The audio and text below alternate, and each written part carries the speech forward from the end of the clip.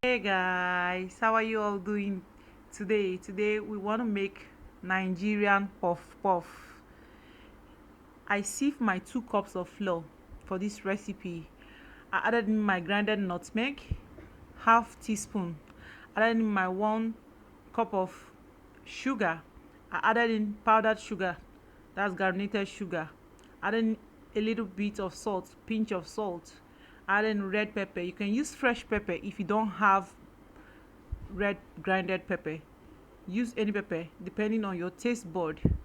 This is the quantity I need. You can use liquid milk in place of powdered milk. You can use egg if you wish, but this is where I want to make this recipe.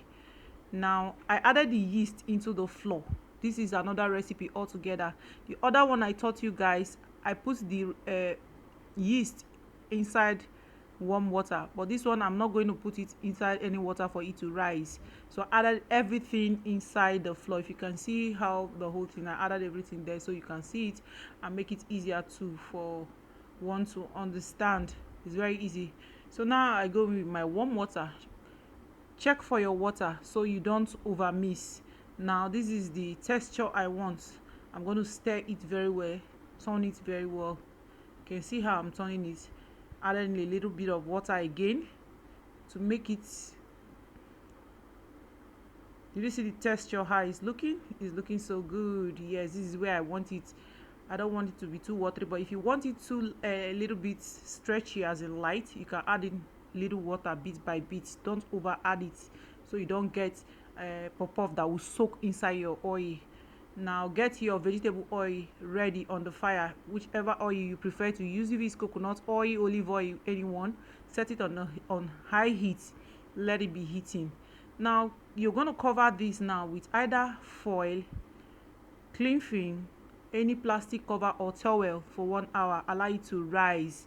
Let it rise. Some people leave it overnight, but I don't like the yeast to sour, so I'm going to just cover it. You see, it's rising. See, everything is ready. Check the texture. It's very nice. Now I'm going to fry it. Let's fry. Add it into my pot bit by bit. Then after then I'll flip it over. Allow it to be golden brown. When it's brown, I take it off the heat. It is ready. You can see how the thing is going. You can either mold it through your thumb, as the way some people use to mold it, but this one I'm just pinching it as if I'm swallowing a bar. I just add it into the oil. The oil is already heated. You can see it. Our puff puff is ready. It's so yummy. Try it. It's good for breakfast. You can use it for anything. Good for kids for their lunch box. You see how it doesn't have oil inside. It's very nice. If you want it a little bit lighter, just add butter into your dough. That's all. Puff puff is ready. Enjoy this beautiful puff puff. You can put it